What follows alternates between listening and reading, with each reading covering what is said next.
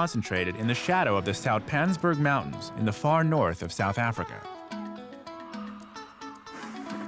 To the casual observer, they look and live much like any other traditional Southern African community. But if you scratch below the surface, there are some intriguing differences.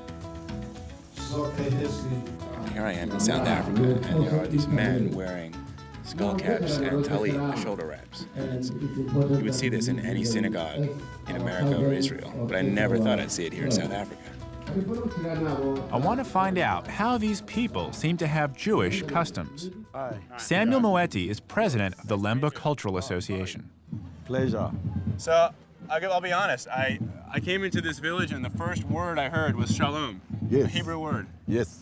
How's that possible? How is it that the Lemba are speaking Hebrew? The Lembas are the original Hebrews, and they were scattered, as you know, and they crossed into Africa. So they were scattered all over. So in South Africa, in many parts of South Africa, you find the Lembas who are actually Hebrews. Hebrew. So the Lembas claim to be descendants of ancient Israelites? Not claim, they are. They are? They are. Okay. We are the original African Hebrew. We are scattered all over. Can you give me a few examples of some of the Jewish Yes, traditions? we don't partake of pork. Okay. We don't mix milk with meat.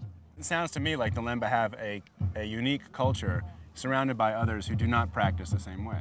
That is correct. We always believe that the Jewish people who live all over the world are our brothers because we come from the same root.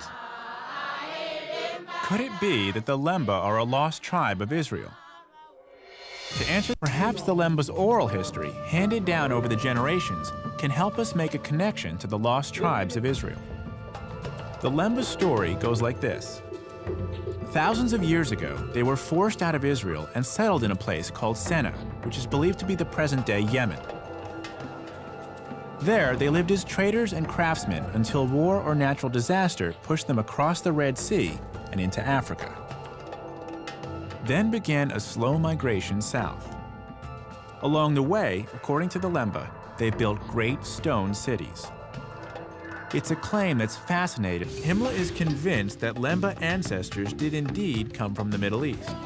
I'm excited to get back to the Lemba to see what they make of this. And I've got the perfect opportunity. It's the Lemba's annual festival, and I've been invited. It's hard to believe that these people, who to the casual observer look just like the other African communities they live among, actually do have DNA passed down from Middle Eastern forefathers. This proves that when it comes to race, looks really can be deceiving. This annual festival is a chance for the oral history and traditional songs of the Lemba to be passed on to the next generation. This song tells the story of the Lemba's journey all the way from Israel to South Africa. Having traced this journey, I'm eager to hear what Samuel Moeti thinks about the DNA evidence. So the genetic testing actually proved to the doubters what you and your forefathers have been saying for generations. That must be exciting news. It is. I'll be honest, I hadn't heard of the Lemba. I knew very little about the people. But having spent time making the journey from Jerusalem down through Zimbabwe, having spent time here at this festival, seeing what your people are all about, I can only sum it up in one word, and it's shalom. Shalom. We've seen how science has backed up the claims of the Lemba in the face of years of doubt and prejudice. The archaeological clues, the DNA evidence, and the Lemba's own oral history add up to a very convincing argument.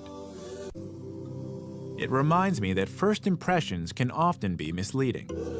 It was hard to believe that a tribe of black Africans could be the descendants of ancient Israelites. But that's exactly what they appear to be. Brothers and sisters, they are there. We are not lost. We are scattered. We are original Hebrew.